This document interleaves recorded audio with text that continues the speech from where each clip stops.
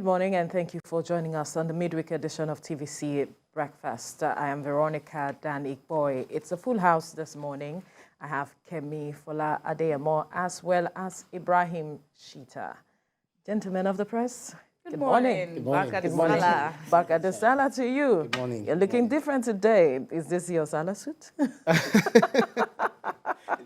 Most times, Salah is associated with, the long garments, what they call, what do they even call it? I can't remember the name now. That long robe that we wear. So it's not suit. Okay. Certainly, if that was allowed, maybe that's what I'll be wearing today. Okay.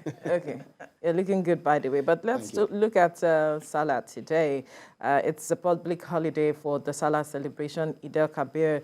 Eid-Al Adha. Yeah. Right, I got it this time. Talk to us. It's a celebration of the slaughtering of the ram, and those who were to climb Mount Arafat did that yesterday. And like we were talking behind the scene, it's the beginning of the Muslim calendar year. Yeah. Absolutely. So Happy New Year.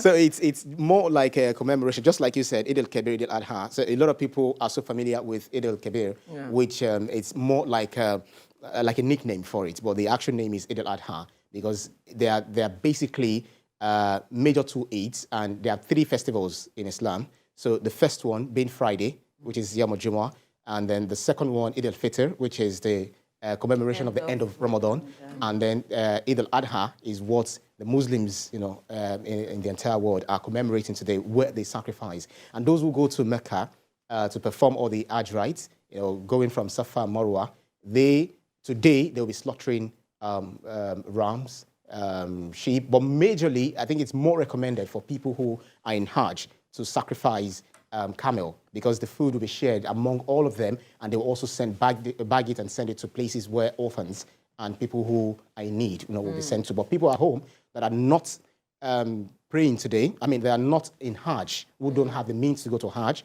they will sacrifice. It's more rewarding to sacrifice ram. So if you don't have the power to sacrifice ram, you sacrifice the ewe, that's the female ram. If you don't have, then you sacrifice billy goat, which we call he-goat.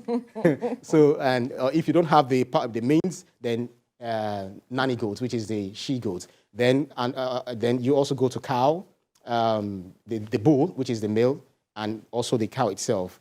Then it goes on to camel. So cow, I think some people join hand, because the essence of it is not only to slaughter the ram, is also to marry with your families. Is also to share this meat among them. So it is not a sacrifice where you slaughter ram, you now keep it like, oh, this is going to. So invariably, you are saying you brought fried ram meat for your colleagues today. Fried meat. No, it's ram meat. No. You should have it at the back of your mind that after maybe 9 o'clock when we've prayed, that's when you go ahead to slaughter ram. And I've been looking at you all day since we came into the studio that one of the because we said everything has gone up, and then you have pepper. Don't change the subject, this man. You brought the ram meat or not? Yes or no? Okay, so so are you going to slaughter afterwards and then return to the office with the ram meat? Which one are you doing for your colleagues today? I think we are all celebrating. Just the normal way we commemorate the birth of Jesus Christ. So we are all commemorating today. So we're all celebrating. So if you need pepper, it's not out of place. Then you can have my brooch.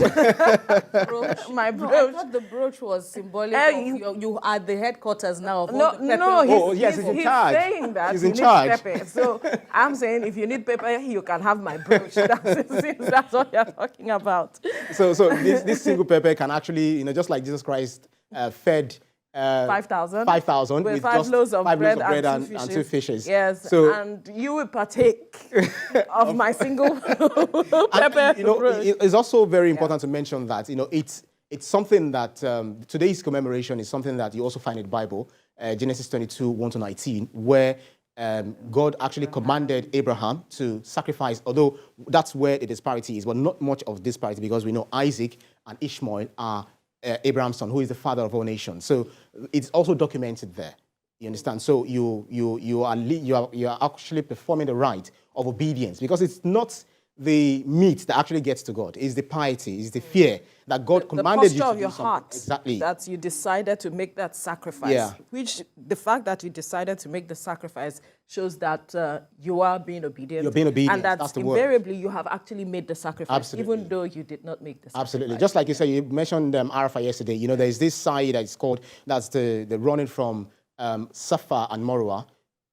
Marwa, it's recorded in the Bible as Moriah, Mount Moriah. So it's the same place that is also known as Marwa, one of the hills, the mountains, where Abraham was to sacrifice Isaac according to the Bible and Ishmael according to the Quran. Right.